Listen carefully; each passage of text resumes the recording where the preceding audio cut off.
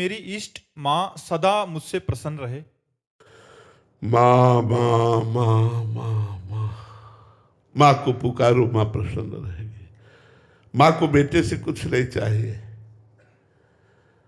रामकृष्ण परमहंस जी हर समय माँ के आंचल में ही पड़े रहते थे, हर समय माँ को पुकारते रहते थे।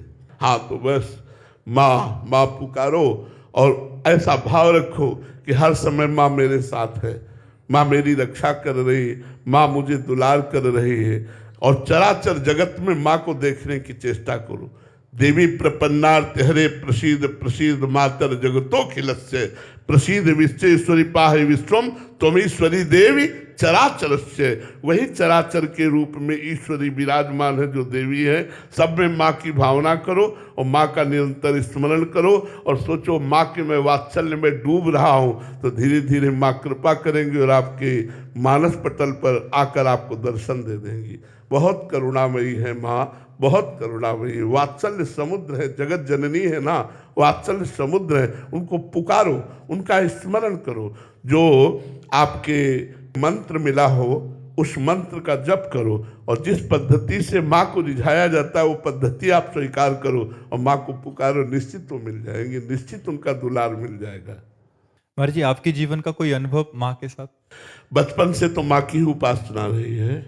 आगे चल करके वेदांत दर्शन की तरफ बढ़े नहीं तो बचपन से माँ की ही आद्याशक्ति जगदम्बा की उपासना रही है। और अब हम कैसे तुम्हें बताएं, कोई कदम ऐसा नहीं था जिसमें मुझे अनुभव नहीं होता था कि मेरी माँ मेरे साथ है।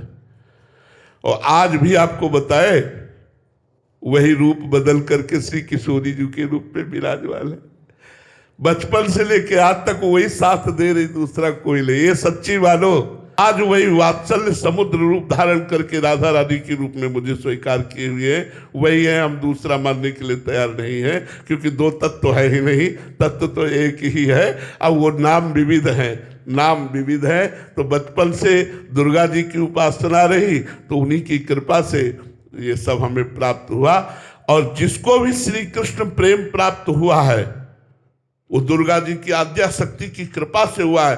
गोपी जनों ने कात्यायनी माँ की उपासना की, कात्यायनी माँ ने कृपा की, तब श्री कृष्ण पति रूप में प्राप्त हुए। सिया जी ने देवी की उपासना की, दुर्गा देवी की, तब राम जी पति रूप में प्राप्त हुए।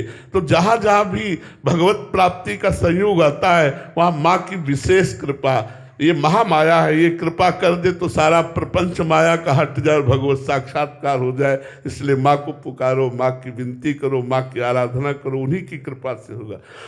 ऐसे ऐसे चमत्कार देखे। एक दिन एक ढूंढी घाट है, उनमें एक संत भगवान 9 बजे तक मिलते थे, सुबह से 7 से 9 टाइम था।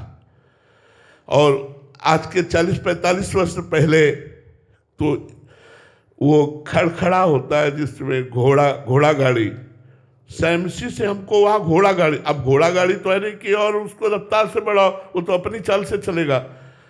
1 किलोमीटर पहले ही 9 बज गए। अब इतनी श्रम करके हम उन संत भगवान के दर्शन के लिए गए, अब 1 किलोमीटर पहले ही 9 बज गए। हम कहा वो तो बिल्कुल राइट टाइम दरवाजा बंद हो जाता है रामबाग का। फिर भी अंदर से चिंतन किया, या देवी सर्वभूतेषु बुद्धि रूपेण संस्थिता नमस्तस्यै नमस्तस्यै नमस्तस्यै नमो नमः। हे माँ, आप बुद्धि रूप से सबके हृदय में विराजमान हो। प्रार्थना की, हम कहा चलो। उन्होंने कहा अब तो 9 बज गए, स्वामी जी ने मिले। हम कहा चलिए। आप सत्य मानिए, जब हम वहां 9:30 बजे पहुंचे तो केवल महाराज जी अकेले बैठे हुए थे, सबको हटा दिया गया था। गए, दौड़ करके गए, साष्टांग दंडवत किए, बोले तुम्हारी माँ ने मुझे रोक रखा है। शब्द यही थे। उन्होंने कहा तुम्हारी माँ ने मुझे रोक का, जय हो जगदम्बा। कदम कदम पर माँ का वात्सल्य हमें प्राप्त होता रहा और आज भी वात्सल्य उनका प्राप्त है। आज हमारी स्वामिनी के रूप में वो विराजमान है, जो राधा किशोरी, जो लाडली जो महाराज है, वही सब रूपों में प्रेमणा सर्वमधुरोज्ज्वलस्य हृदयम श्रृंगार लीला कला वैचित्री परमावधि भगवता पूज्य कापी सता ईशानी च महासुख, ईशानी च सची महासुख तनु शक्ति स्वतंत्रा परा श्री वृंदावन नाथ पट्टमय श्री राधयु सेव्याम। वही विराजमान है, दूसरा कोई नहीं है।